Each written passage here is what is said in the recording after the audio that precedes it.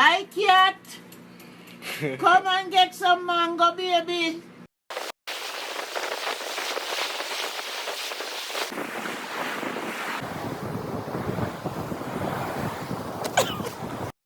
One, two, 1, 2, 3.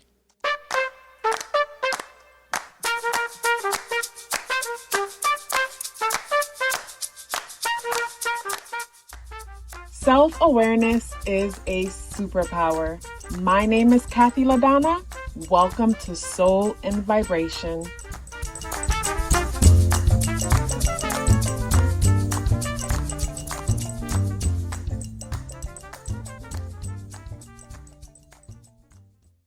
I hope the free thinkers are doing well. And if you're not doing well, I'm happy to remind you that you are the most powerful person that you know. You are the most powerful person that you know because only you can create your reality. So this video is the 12 astrological faculties of the mind. So this video is inspired by this YouTube video that I saw from Reverend Ike. So basically, Reverend Ike is someone that I like to watch from time to time. Like I used to watch him in the past or clips of his videos because I think he's no longer around. And recently they resurfaced and I started watching and it really like inspired and helped me to see things different. So you guys might be like, Reverend Ike, what the heck? Well, you know, even though I'm not a religious person and very spiritual, like I could learn anything from anyone because to me, it's all about eating the fruit and spitting out the seeds. But whenever I'm consuming like Reverend Ike content, this feels like a paid promotion by the way I'm talking, but no. But basically when it comes to his content, I feel like if most pastors spoke like him, like people wouldn't miss church and they would never miss a day. I feel like I would never miss a day because basically the way how he teaches people the power of the mind, the power of manifestation.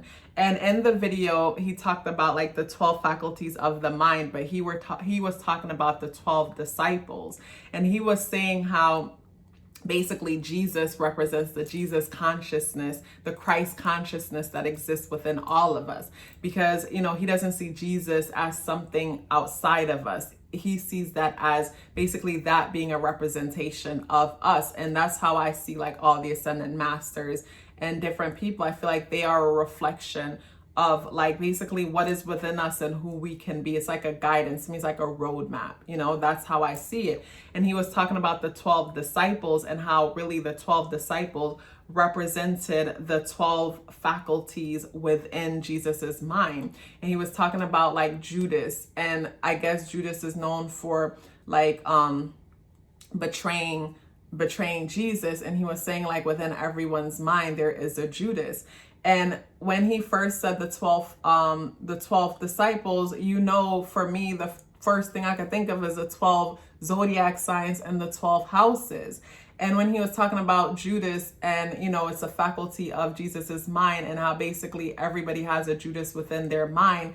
And, you know, within the Judas energy, there's the higher and this is not his words, this is me trying to explain it. It's like there's a higher vibration and a lower vibration, and when something's overlooked, basically the lower vibration of that thing takes over, and then, you know, it does destructive things like what Judas was known to do.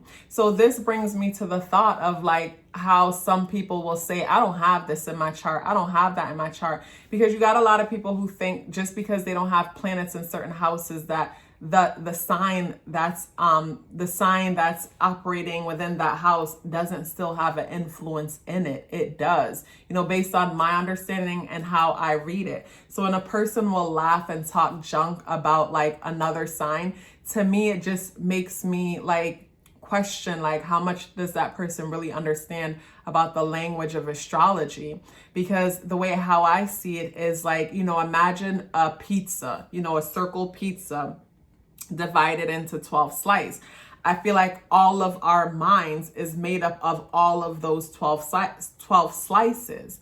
So to me, when a person says, you know, I'm not associated with this energy or that energy, I'm only associated with this energy, I feel like it's like, to me, that's like a mind that it's like most of it is asleep and only a small part of it is operating, only a small part of it is firing. Because even though they feel like they're not associated with those energies, like I bet if I was a part of their lives, I could show them how those energies are playing out, but more in a shadowy aspect of those energies and playing out without their permission. You know what I'm saying? Because just because we act like something is not there doesn't mean that it's still not like influence in our lives. Doesn't mean that it's still not operating, you know, and doing its own thing. So to me, it's like us choosing to act like we don't see a thing. So when we choose to act like we don't see a thing, it's like that thing is wreaking havoc. But then this is where people find themselves like a hamster on the wheel,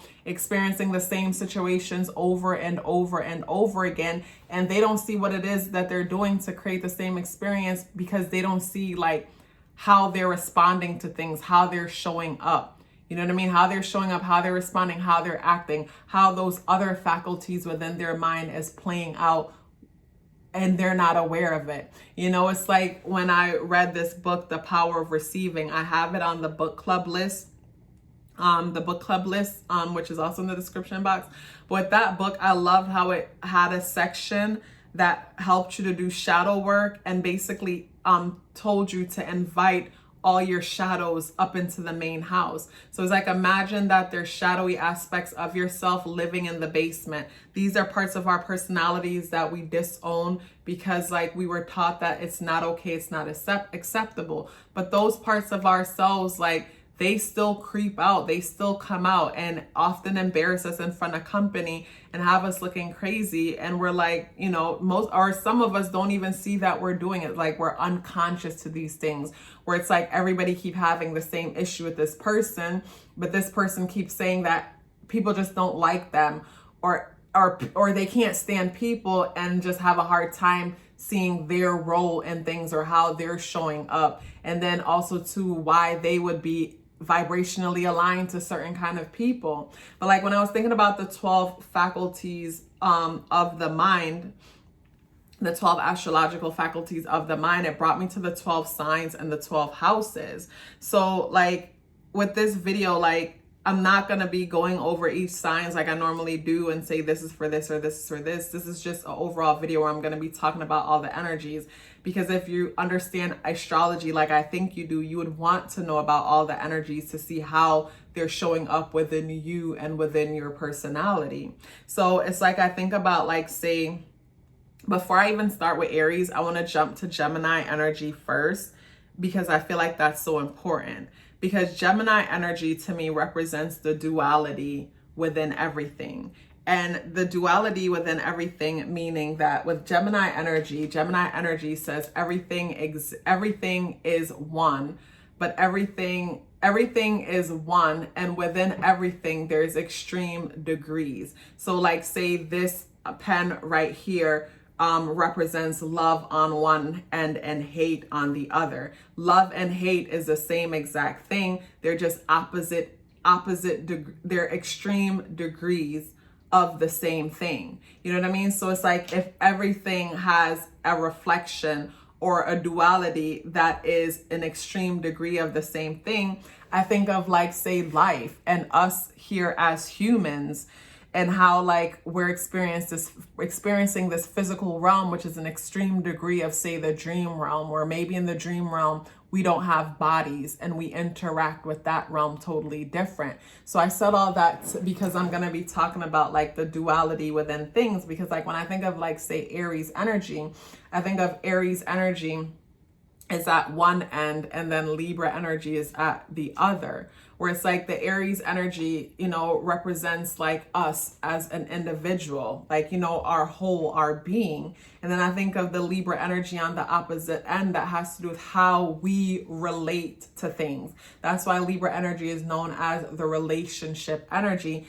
because basically within this realm, like Aries energy is the I am energy, like I am a girl. In order to identify within this physical realm or participate, we have to say I am. So it's like whenever you're saying the word I am, it's like imagine you're casting a spell and you need to say I am in order to activate the spell. So this is why it's important for us to like pay attention and be conscious of what comes out of our mouth. So with the Aries Libra with the Aries Libra plane, to me, the Aries is the I am, and the Libra energy is how we relate to everything within our physical reality. You know, our relationship to everything, our relationship to another I am, which is another person, or our how we relate to this thing, that thing, or the next. That's why with Libra energy deals with the scale, because we're on one end and how we relate to everything is on another. So with Libra energy being relatable, we all have that energy within us. That's how we're able to have this human experience. First with the Aries energy by saying I am this, and then the Libra energy, our ability to relate to that thing. You know, I think about like, say, the first house, and the first house deals with like basically, you know, how we want to be seen. So with the first house dealing with how we want to be seen, then, you know, basically when it comes to how we want to be seen, that energy is going to influence every single other house. So whatever sign is in the first house, or even planet in the first house, those energies is going to influence all of the other houses. So to me, this is the parent, is I think of the parents that own a church, they're pastors.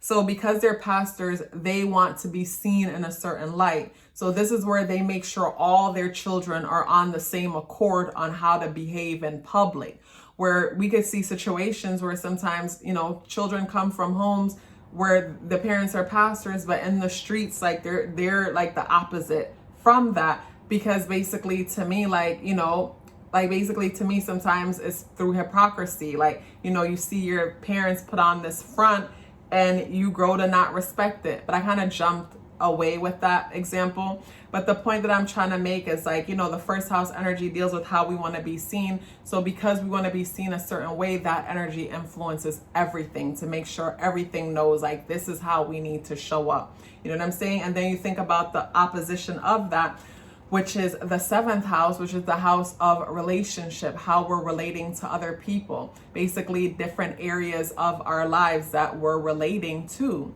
you know what I mean? And also to the first house is the ascendant, how people are seeing us, where the descendant house is, again, our ability to relate house, the relationship house. So to me, you think of work relationships, you think of romantic relationships. There's a relationship between everything. Our relationship with food, how we relate to food, how we relate to drama, how we relate to stress, how we relate to things. So it's like how I want to show up and how I'm relating to things, you know. And then I move on to say Taurus energy. Taurus energy is like deals with what we value. You know what I mean? Taurus energy is the system, the physical system, everything that we can experience on a tangible level, you know, and everything that we can experience on a tangible level that brings some kind of value. That's the school system, the prison system, the financial system, agricultural system. Taurus energy, Venusian energy is physical things. So everything that you experience on a physical level, that there's some kind of a value associated with it, the home we live in, all the things that I mentioned, that's Taurus energy. Where across from it, the opposite energy, which is the same but different extreme of things, you know, and both energies dealing with control, is the Scorpio energy. And Scorpio energy is everything that we cannot see on a physical level, like everything that we can't see, that deals with like basically making this physical realm what it is. So to me, Taurus energy is the physical part of it that we experience, and Scorpio energy is the hidden part of, you know, what keeps this realm going that we don't see. So it's like when you think about Scorpio energy, for example, you might think about like, say, occultism, different things working in the background. And when I say different things working in the background, an example that I'll give is like, say with Taurus energy, the person is taught to get up and go to work every day and do these practical things to achieve. And then when I think of Scorpio energy, on the other hand,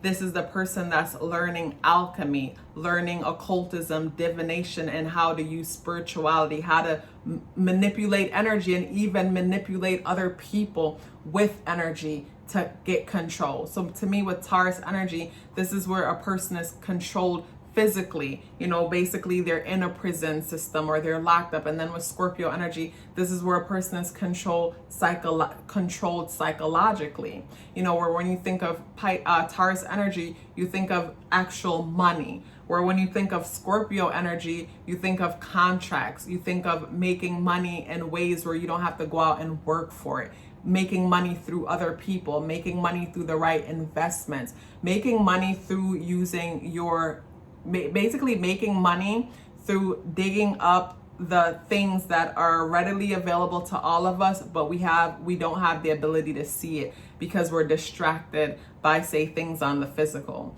So to me, like, managing both energies is important. It's like you think of the first house, and the first house, I'm sorry you guys, my nose always itches so much when I'm recording. You think of the second house, and the second house deals with everything that we value. Where you think of the eighth house, and the eighth house deals with things that we value, but things that are private, things that are secretive, things that might be taboo, so we keep it secret. Where the eighth house deals with marriage and marriage contracts, passive income, making money through other people's money, things that aren't open to the public, but it's like you're having power. So Taurus energy deals with a physical power, but then Scorpio 8th house energy deals with a power that everybody can't see, a power that's available to everybody, but it's normally occult type power, meaning it's hidden from the public. But to me, everything is hidden in plain sight. I think about, say, Gemini energy. And Gemini energy deals with communication, ties into Mercury energy that deals with our mind. And everything is in communication. Everything is sending and receiving messages. Every cell in our body is communicating to the other and collectively communicating to the heart and the brain. So I think of Gemini energy, and I think of the quick communication. And then I think of Sag energy, which is also a communicative energy that's about learning. Both energies are about learning, but one is about learning things that are foreign, things that are not familiar, which is Sag energy. And then Gemini energy is learning about things that are more local, things that are more familiar, where Gemini energy is like, I want to hear the quick news. I want to get the tea on things.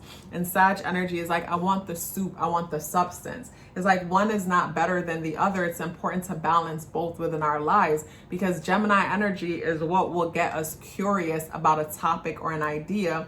And then Sag energy is how we will expand on that idea and apply more focus to it, where both is important, because Sag energy by itself could be so curious about everything that is different from itself, to where it overlooks its own personal self. To me, with the Sag energy, this is where I think of the person who will find other people knowing more about their culture than them, because they figure, because it's their culture, it's so familiar to them, when they never really put enough attention to it or value it enough to learn about it the way how someone else will learn about it and investigate it, where Gemini is going to learn about the social thing. So to me, both energy is necessary, because Gemini could be so focused on the social thing to the point that it stays in its box. You know what I mean? Where Sag energy could be so focused on broad things, be so optimistic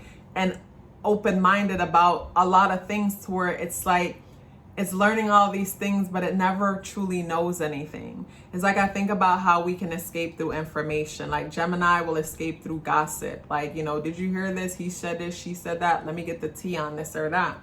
Where with Sag energy, it's always reading and consuming books or knowledge or different information. But this is also the same person that knows a lot, but yet still their life is stagnant and they're not where they want to be. And then you have to question, how much do you really know if you're not applying what you know? How have you read all these books about finances, but you're struggling financially? You read them, but you haven't learned them because you are not applying them. You know what I mean? It's that kind of thing. It's like, so both energies are necessary. Both energies are important. And I think about the duality aspect of Gemini and how within Gemini energy, again, it represents opposite of the same thing. So within us, you know, we tend to only show, within us, we tend to only show an extreme side of our personality and hide the other side away. And then again, that part seeps through the cracks like smoke and comes out in moments when we least expect it. I think of Cancer energy and how on one end, Cancer energy deals with us in our home. The fourth house is the lowest part of the natal wheel.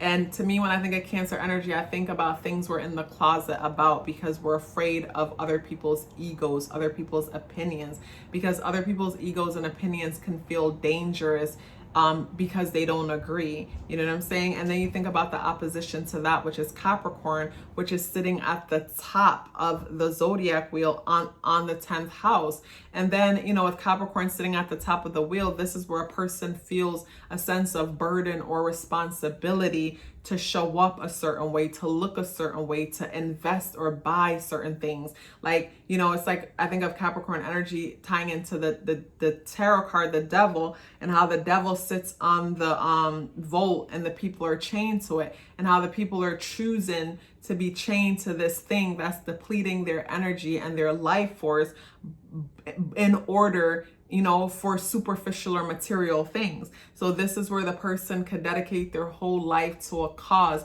that doesn't really speak to their truth, but it was important to seem or look a certain way. And then you think of the Cancer energy, the opposing energy, where it's like, you know, a person hides themselves away in their home and never get to see the world, hide themselves away out of fear and judgment, you know, by other people. Because the hermit crab, you know, I think about the hermit crab and I think about how it's constantly looking for shells to protect its sensitive body. And it's constantly looking for things to protect the sensitive body from the sun. And the sun is the ego, the I am. So other people's I am. You know, you don't, you know, feeling like I don't fit the standard of this or that. And it could be dangerous. So this is where we hide within the closets within ourselves. And Cancer energy also deals with the family, how we take care of the family and protect the family within the home. You know, the fourth house is the home, our sacred space,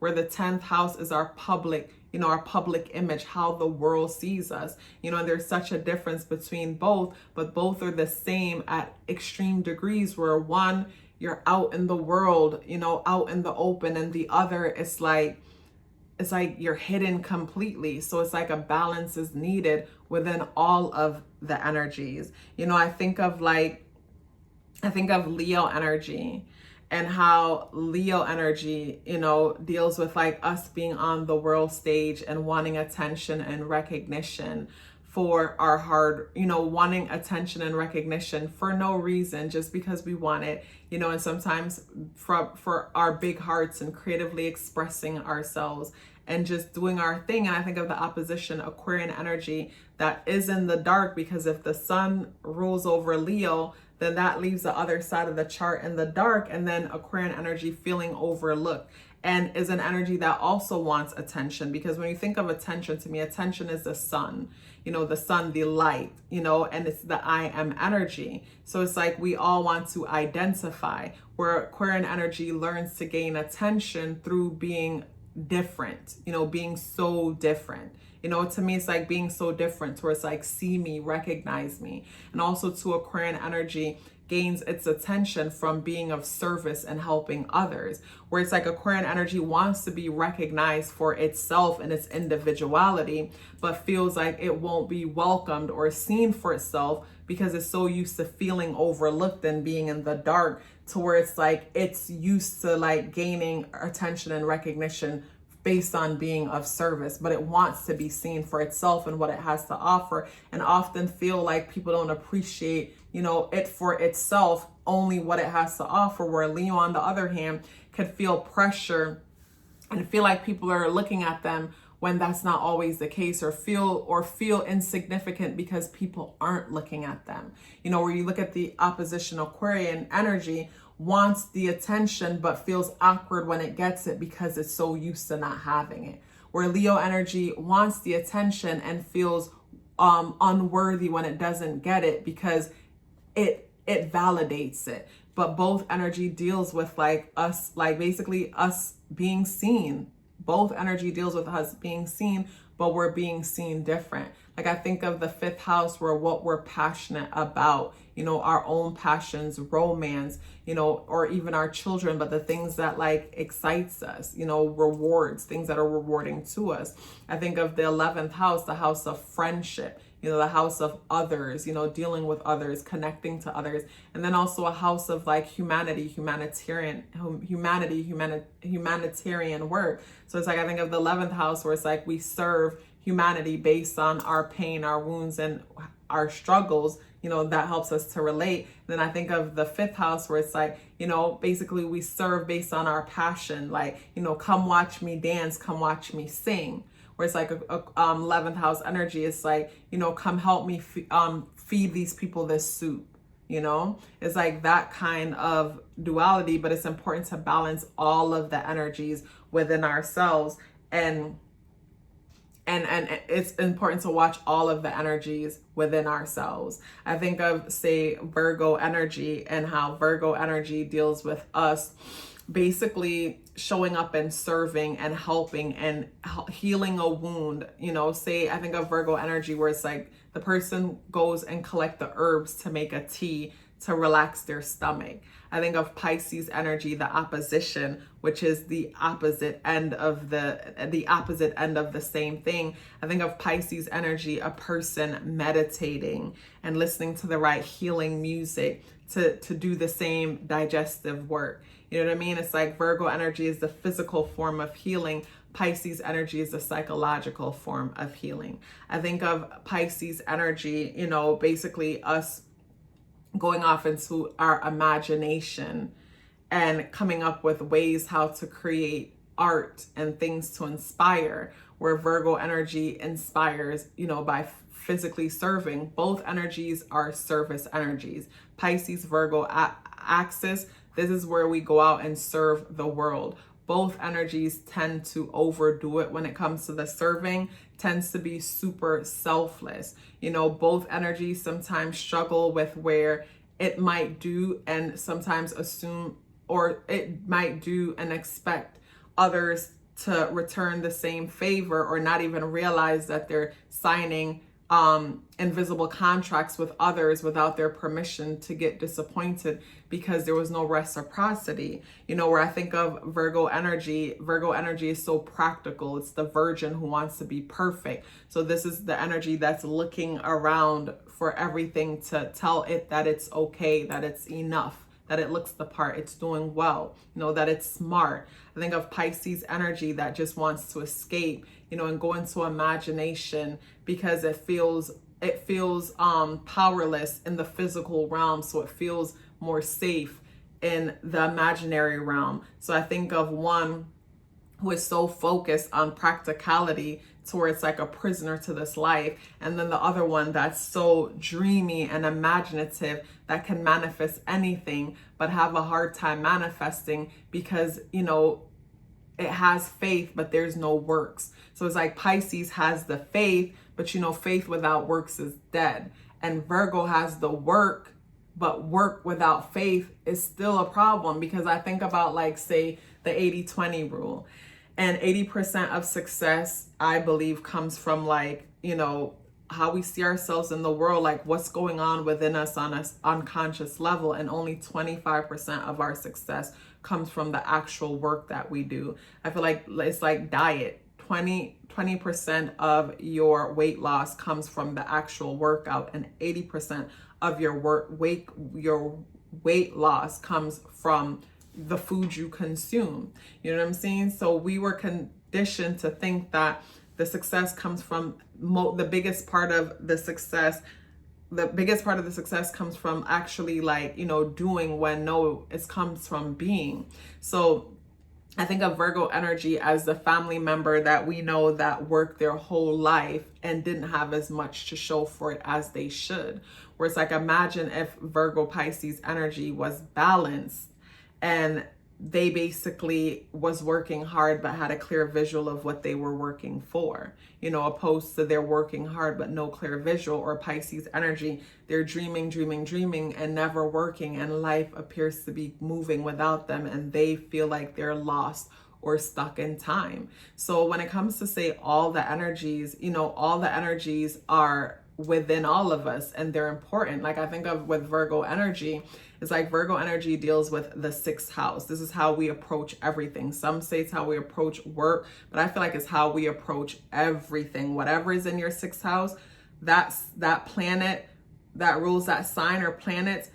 Pay attention to the meaning of them and observe how you approach things, and you see a very similar thing.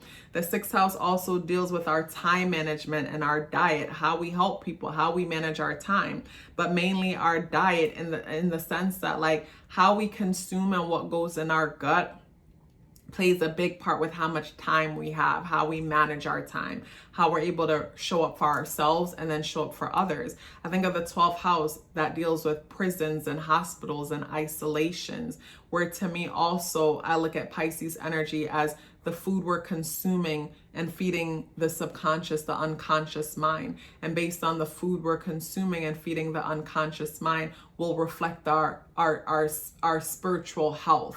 You know what I'm saying? So it's like, I feel like Pisces is our spiritual health, Virgo is our physical health. So both energies is important within all of us. If we're trying to heal ourselves, it's important for us to look and make sure our spiritual health and our physical health is balanced. Because for every physical ailment that a person has, there is a spiritual reflection to that thing. It's like a person that might have issues with the kidney, and having issues with the kidney will reflect like issues with personal relationships in their lives also. Or a person that might have, say, colon or constipation or vaginal things going on, and that will reflect a challenge when it comes to stability in one life. So within all physical things, there's a spiritual side, there's the duality side that's connected to all spiritual things. So when I think about the 12 astrological faculties, you know, of the mind, I think of the importance of becoming aware of all 12 areas of the mind and working them together in order to have like the best life possible, because every house and every placement is all active within us. So it's either it's active and we don't know it's active, and then it's running and we're unconscious to what it's creating and what it's doing, only to have physical experiences that we can't really fully explain why they keep happening, or to become aware of these energies, invite them up, you know, and invite them up, meaning learning how to work, learning how they work, and learn how to balance them. You know what I mean? So I feel like when we're able to understand this within ourselves is when we are able to fully understand other people. You guys, it was such a pleasure sharing this video with you. If you'd like to get your natal chart read or learn more about the Patreon community, that link is in the description box below. If you're still here with me, I would love to hear about it.